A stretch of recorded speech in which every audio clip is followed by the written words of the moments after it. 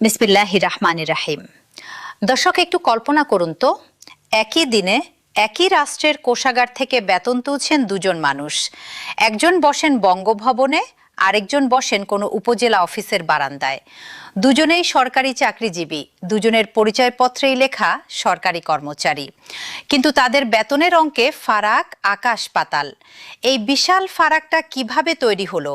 কোন নিয়মে ঠিক হয় কে কোন ধাপে থাকবেন আর কত টাকা পাবেন? আজকের প্রতিবেদনে আমরা সেই পুরো হিসাবটাই খুঁটিয়ে দেখব। রাষ্ট্রপতি, প্রধানমন্ত্রী, মন্ত্রী, সচিব থেকে শুরু করে মাঠ পর্যায়ের সরকারি কর্মচারী, রাষ্ট্রযন্ত্রের শীর্ষ থেকে একেবারে নিচের স্তর পর্যন্ত কে কত টাকা বেতন পান তা জানবো আজ। সেই সঙ্গে জানবো বাংলাদেশের বেতন কাঠামোর ইতিহাস, বর্তমান 20 গ্রেডের বিস্তারিত হিসাব, নতুন পে কমিশনের সুপারিশ, মূল বেতনের বাইরে অন্যান্য সুযোগ সুবিধা আর নতুন বেতন কাঠামো বাস্তবায়নের পুরো প্রক্রিয়া। তাহলে চলুন শুরু করা যাক। বেতন কাঠামোর ইতিহাস ও পটভূমি। স্বাধীনতার পর থেকে বাংলাদেশে একাধিকবার জাতীয় পে কমিশন গঠন করা হয়েছে। সময়ের সঙ্গে সঙ্গে জিনিসপত্রের দাম বাড়ে, জীবনযাত্রার ব্যয় বাড়ে, মূল্যস্ফীতির চাপ বাড়ে। তাই একটা নির্দিষ্ট সময় পরপর সরকারি কর্মচারীদের বেতনও সংশোধন করা প্রয়োজন হয়ে পড়ে। এই প্রয়োজন থেকেই গঠিত হয় পে কমিশন, যারা বিভিন্ন দিক বিশ্লেষণ করে সুপারিশ তৈরি করে। আর সেই সুপারিশ সরকার অনুমোদন করলে তবেই তা নতুন বেতন কাঠামো হিসেবে কার্যকর হয়। পে কমিশন গঠনের সময় সাধারণত বিবেচনায় নেওয়া হয় বাজার দর, মূল্যস্ফীতির হার, বেসরকারি খাতের বেতন কাঠামোর সঙ্গে তুলনা এবং রাষ্ট্রের সামগ্রিক আর্থিক সক্ষমতা। কারণ একদিকে যেমন কর্মচারীদের জীবনযাত্রার মান নিশ্চিত করা জরুরি, তেমনি অন্যদিকে রাষ্ট্রের বাজেটের ওপর অতিরিক্ত চাপ যেন না পড়ে সেটাও মাথায় রাখতে হয়। বর্তমানে বাংলাদেশে যে 20 গ্রেডের জাতীয় বেতন কাঠামো চালু আছে, তার ভিত্তিতেই মূলত সরকারি কর্মকর্তা কর্মচারীদের বেতন নির্ধারিত। মন্ত্রিসভার দিকে তাকালে দেখা যায় একজন পূর্ণ মন্ত্রীর মাসিক বেতন 1,05,000 টাকা আর প্রতিমন্ত্রীর বেতন 92,000 টাকা। উপমন্ত্রী পর্যায়ের ক্ষেত্রেও পৃথক আইনে নির্দিষ্ট হারে বেতন ভাতা নির্ধারিত থাকে। এই সব পদের সঙ্গে যুক্ত থাকে বাসভবন, গাড়ি, জ্বালানি ভাতা, নিরাপত্তা ব্যবস্থা, বিদেশ সফরের সুযোগ সুবিধা সহ নানা প্রোটোকলগত সুবিধা, যেগুলো হিসাব করলে প্রকৃত সুবিধার পরিমাণ মূল বেতনের কয়েক গুণ হয়ে দাঁড়ায়। এ কারণেই শুধু মূল বেতনের অঙ্ক দেখে এসব পদের প্রকৃত আর্থিক সুবিধার পূর্ণাঙ্গ চিত্র বোঝা কঠিন। আমলাতান্ত্রিক কাঠামো। গ্রেড 1 থেকে 6 এবার আসা যাক প্রশাসনের আমলাতান্ত্রিক কাঠামোর দিকে, অর্থাৎ যেখানে 20 গ্রেডের নিয়ম প্রযোজ্য। সরকারি প্রশাসনের সর্বোচ্চ গ্রেড হলো 1 নম্বর গ্রেড। সচিব পর্যায়ের কর্মকর্তারা সাধারণত এই পর্যায়ে অবস্থান করেন। একজন সচিব একটি মন্ত্রণালয়ের প্রশাসনিক প্রধান হিসেবে দায়িত্ব পালন করেন এবং নীতি নির্ধারণে সরাসরি ভূমিকা রাখেন। মন্ত্রীর নির্দেশনা বাস্তবায়ন করা থেকে শুরু করে মন্ত্রণালয়ের সামগ্রিক কার্যক্রম তদারকি করা পর্যন্ত সবকিছুর কেন্দ্রে থাকেন এই সচিবরা। বর্তমান বেতন কাঠামোয় গ্রেড 1-এর মূল বেতন 78,000 টাকা আর প্রস্তাবিত নতুন পে স্কেলে এই বেতন 1,60,000 টাকা করার সুপারিশের কথা বলা হয়েছে, অর্থাৎ প্রায় দ্বিগুণ। এর পরের ধাপে রয়েছে গ্রেড 2। এই পর্যায়ে অতিরিক্ত সচিব পদমর্যাদার কর্মকর্তারা অবস্থান করেন। প্রদত্ত তথ্য অনুযায়ী তাদের মূল বেতন 66,000 টাকা থেকে সর্বোচ্চ 76,490 টাকা পর্যন্ত হতে পারে, যা নির্ভর করে তার চাকরির মেয়াদ ও বেতন ধাপের ওপর। গ্রেড 3-এ রয়েছেন যুগ্ম সচিব পর্যায়ের কর্মকর্তারা, যারা মন্ত্রণালয়ের বিভিন্ন শাখার দায়িত্বে থাকেন এবং নীতি নির্ধারণী পর্যায়ে গুরুত্বপূর্ণ ভূমিকা পালন করেন। এরপর গ্রেড 4-এ থাকেন উপসচিব পর্যায়ের কর্মকর্তারা, আর গ্রেড 5 ও 6-এ থাকেন বিভিন্ন গুরুত্বপূর্ণ প্রশাসনিক ও কারিগরি পর্যায়ে। এই গ্রেডগুলোতে কর্মকর্তাদের মূল বেতন, অভিজ্ঞতা ও বেতন ধাপ অনুযায়ী ভিন্ন ভিন্ন হয়ে থাকে। একটা মজার বিষয় হলো একই গ্রেডে থেকেও একজন কর্মকর্তার বেতন বছরের পর বছর বাড়তে থাকে। একে বলা হয় বার্ষিক ইনক্রিমেন্ট। তাই একই পদে থাকা দুজন কর্মকর্তার বেতনও ভিন্ন হতে পারে যদি তাদের চাকরির বয়স ভিন্ন হয়। এমনকি পদোন্নতি পেয়ে একজন কর্মকর্তা এক গ্রেড থেকে আরেক গ্রেডে চলে গেলে তার বেতন কাঠামোতেও পরিবর্তন আসে। মধ্যম স্তরও গ্রেড 7 থেকে 8 গ্রেড 7 ও গ্রেড 8-এও বিভিন্ন মধ্যম স্তরের কর্মকর্তা কাজ করেন, যেমন কিছু কারিগরি বিশেষজ্ঞ পদ, সিনিয়র সহকারী সচিব পর্যায়ের কিছু পদ এবং বিভিন্ন দপ্তরের মধ্যম সারির কর্মকর্তা।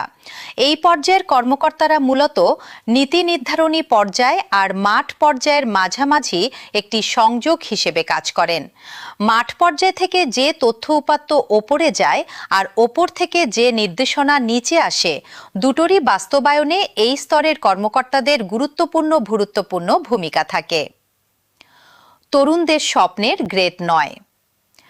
এবার আসা যাক বিসিএস ক্ল্যাডার কর্মকর্তাদের একটি গুরুত্বপূর্ণ পর্যায়ে, যা নিয়ে বাংলাদেশের লাখ লাখ তরুণ তরুণীর স্বপ্ন জড়িয়ে আছে। একজন বিসিএস কর্মকর্তা সাধারণত গ্রেড 9 থেকে কর্মজীবন শুরু করেন। সহকারী সচিব, সহকারী কমিশনার, সহকারী পুলিশ সুপার কিংবা বিভিন্ন সরকারি প্রতিষ্ঠানের প্রভাষক সহ বেশ কিছু পদ এই গ্রেড 9-এর অন্তর্ভুক্ত।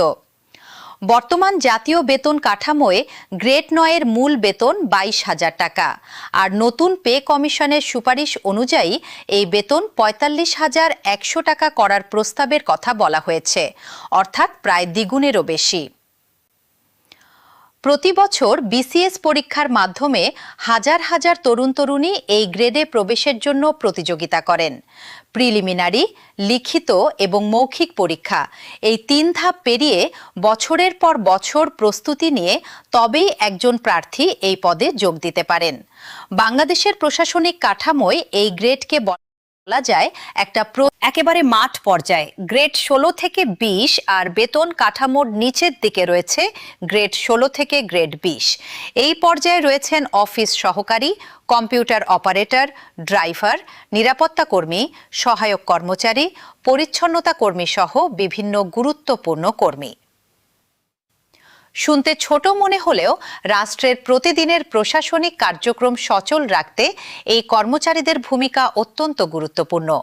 অফিস খোলা রাখা, নথিপত্র বহন করা, গাড়ি চালানো, নিরাপত্তা নিশ্চিত করা কিংবা কার্যালয় পরিষ্কার পরিচ্ছন্ন রাখা, এই কাজগুলো ছাড়া কোনো প্রশাসনিক কার্যক্রমই সম্পূর্ণ হতে পারে না।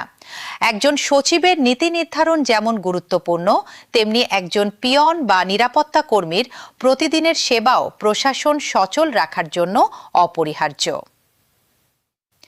20তম গ্রেড হল জাতীয় পে স্কেলের সর্বনিম্ন গ্রেড। প্রদত্ত তথ্য অনুযায়ী বর্তমানে গ্রেড 20-এর মূল বেতন 8,250 টাকা। অন্যদিকে নবম জাতীয় পে কমিশনের সুপারিশ অনুযায়ী এই মূল বেতন 20,000 টাকা করার প্রস্তাব করা হয়েছে। অর্থাৎ নতুন পে স্কেল কার্যকর হলে সর্বনিম্ন গ্রেডের কর্মচারীদের বেতনেও বড় ধরনের পরিবর্তন আসতে পারে, যা তাদের ও তাদের পরিবারের জীবনযাত্রায় উল্লেখযোগ্য প্রভাব ফেলবে। এই স্তরের কর্মচারীরা সাধারণত সীমিত আয়ের মধ্যে সংসার চালান, তাই তাদের জন্য এই বেতন বৃদ্ধির প্রস্তাব বিশেষভাবে তাৎপর্যপূর্ণ। মূল বেতনের বাইরে আর কি পান একজন সরকারি কর্মচারী? এখানে একটা গুরুত্বপূর্ণ বিষয় স্পষ্ট করে নেওয়া দরকার। মূল বেতন আর একজন সরকারি কর্মচারীর হাতে পাওয়া মোট বেতন এক বিষয় নয়। মূল বেতনের সঙ্গে যুক্ত হতে পারে বাড়ি ভাড়া ভাতা, চিকিৎসা ভাতা, যাতায়াত ভাতা, উৎসব ভাতা, এমনকি টিফিন ভাতাও। এই ভাতাগুলো গ্রেড ভেদে ও কর্মস্থল ভেদে ভিন্ন হয়ে থাকে। যেমন ঢাকায় কর্মরত একজন কর্মচারীর বাড়ি ভাড়া ভাতা আর মফস্বলে কর্মরত একজন কর্মচারীর বাড়ি ভাড়া ভাতার মধ্যে পার্থক্য থাকে। আবার অন্যদিকে আয়কর এবং জিপিএফ বা জেনারেল প্রভিডেন্ট ফান্ডের জন্য, এছাড়া চাকরি শেষে রয়েছে পেনশন সুবিধা, আনুতোষিক এবং জমাকৃত প্রভিডেন্ট ফান্ডের অর্থ। যা একজন সরকারি কর্মচারীর অবসর পরবর্তী জীবনের আর্থিক নিরাপত্তার একটি বড় ভরসাস্থল। বিশেষ করে দীর্ঘ চাকরি জীবন শেষে গ্রেড 1 থেকে গ্রেড 9 পর্যন্ত কর্মকর্তাদের ক্ষেত্রে এই সুবিধাগুলো বেশ বড় অঙ্কের হয়ে দাঁড়ায়। পেনশনের এই ব্যবস্থাকে অনেকেই সরকারি চাকরির অন্যতম বড় আকর্ষণ হিসেবে দেখেন, কারণ বেসরকারি খাতে সাধারণত এই ধরনের নিশ্চিত অবসর পরবর্তী সুবিধা পাওয়া যায় না। নতুন পে কমিশন ও বাস্তবায়ন প্রক্রিয়া একইভাবে মনে রাখা জরুরি। নতুন পে কমিশনের সুপারিশ মানেই সেটি চূড়ান্ত বেতন কাঠামো নয়। সরকার চূড়ান্ত অনুমোদন দেওয়ার পরই বাস্তব বেতন কাঠামো নির্ধারিত হবে। সাধারণত এ ধরনের সুপারিশ প্রথমে অর্থ মন্ত্রণালয় পর্যালোচনা করে, এরপর তা মন্ত্রিসভায় উপস্থাপন করা হয়। মন্ত্রিসভা অনুমোদন দিলে তা সরকারি গেজেট আকারে প্রকাশিত হয়, আর গেজেট প্রকাশের পরই তা কার্যকর হয়।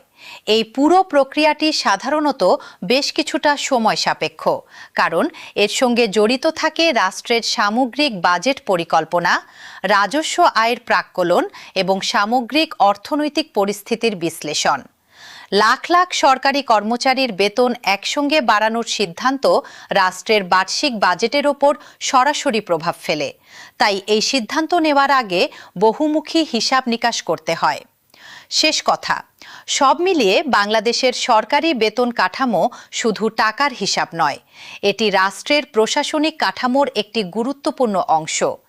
একজন সচিব যেমন রাষ্ট্রের নীতি বাস্তবায়নে গুরুত্বপূর্ণ ভূমিকা পালন করেন, তেমনি একজন অফিস সহকারী, ড্রাইভার, নিরাপত্তা কর্মী কিংবা পরিচ্ছন্নতা কর্মীও প্রতিদিনের সরকারি কার্যক্রম সচল রাখতে গুরুত্বপূর্ণ দায়িত্ব পালন করেন।